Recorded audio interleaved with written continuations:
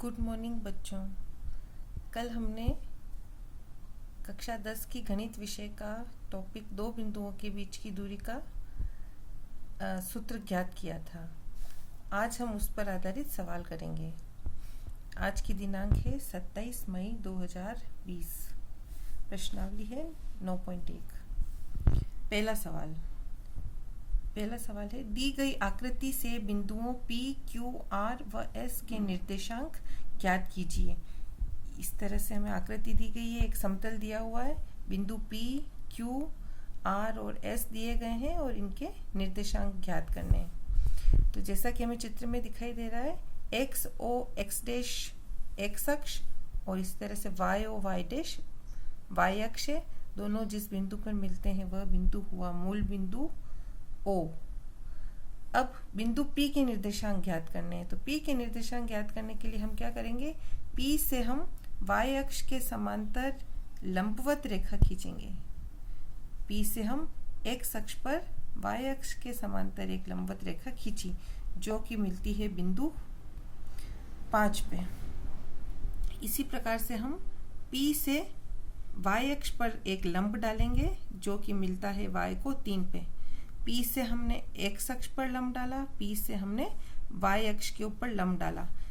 P से जो लंब डाला वह X अक्ष पे कौन से बिंदु पे मिला, बिंदु 5 पे।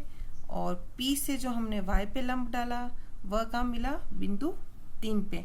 अतः P के निर्देशांक क्या होंगे, हमने जैसे पहले पढ़ा, किसी भी बिंदु के निर्देशांक लिखने के लिए हम पहले कोष्टक लगाएंगे, उसके बाद X निर्देशांक। तो P का X निर्देशांक क्या हुआ, X अक्ष पर P का मिल रहा है 5 पे, तो P का X निर्देशांक हुआ 5 और इसी तरह से P का Y निर्देशांक हुआ, Y पे कहाँ पे मिल रहा है P, बिंदु 3 पे, तो 3।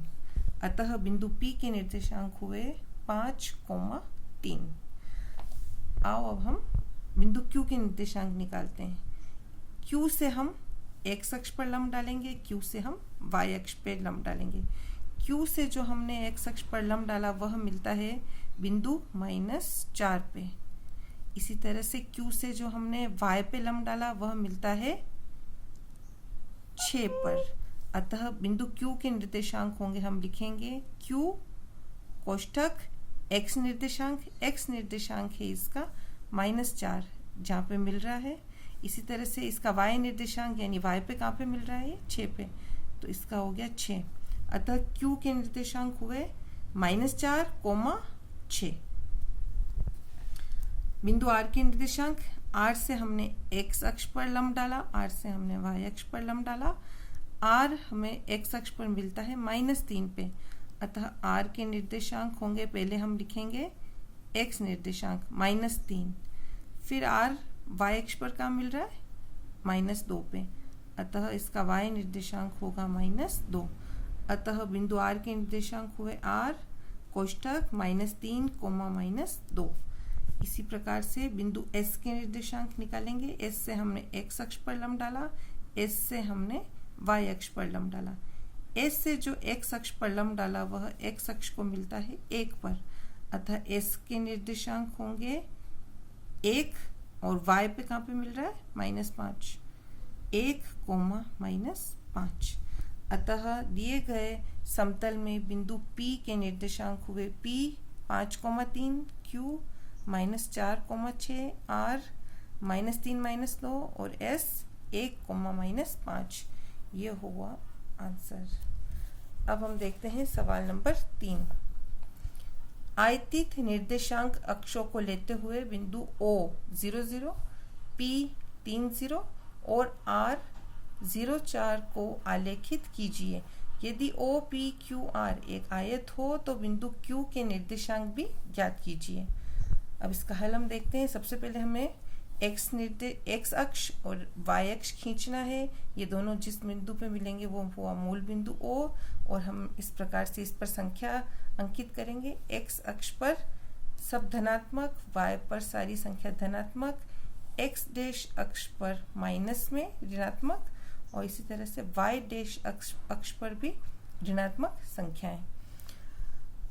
अब हम अंकित करेंगे O बिंदु, ये हो गया O 0, 0, ये मूल बिंदु।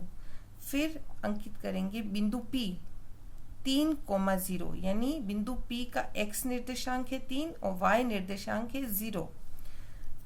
x निर्देशांक है 3, तो 3 1 2 3, यहाँ पर हम लगा देंगे छोटा बिंदु और उसके चारों ओर बना देंगे छोटा सा गोला।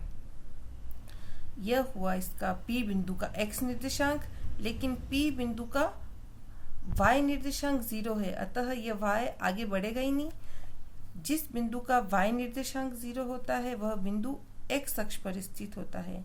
और इसी तरह से हम देखते हैं यह बिंदु R, इसका x निर्देशांक 0 है, तो यह बिंदु y अक्ष पे स्थित होगा, ये y अक्ष पे। एक बार वापस देखेंगे, बिंदु P का y निर्देशांक 0 है, अतः बिंदु P x अक्ष के ऊपर स्थित होगा। और इसी प्रकार से R बिंदु का x निर्देशांक 0 है, तो यह y अक्ष पे स्थित होगा, बिंदु बिल्कुल y अक्ष के ऊपर, और ये बिल्कुल P x अक्ष के ऊपर। अब R बिंदु के निर्देशांक 0 4, यानी x तो 0 है और y है 4, तो y अक्ष पे 4 कहाँ है, ये, तो हम यहीं पे y अक्ष के ऊपर ही बिंदु लगा देंगे। ये हुआ P बिंदु, ये हुआ R बिंदु, ये हुआ O बिंदु। अब यदि हम P से लंब डालें और R से भी लंब डालें, x अक्ष के समांतर और y अक्ष के समांतर, तो ये दोनों लंब जिस बिंदु पर मिलते हैं उस बिंदु को हम नाम दे देते हैं Q। तो इस प्रकार से हमें OPQR एक आयत प्राप्त होता है। तो इस Q बिंदु के निर्देशांक भी हम निकाल सकते हैं। Q बिंदु कहाँ मिल रहा है x को, 3 पे, तो Q का x निर्देशांक हुआ 3, और Q बिंदु y पे कहाँ पे मिल रहा है, 4 पे, तो Q बिंदु का y निर्देशांक हुआ 4। तो Q बिंदु के निर्देशांक हुए x y 3,4।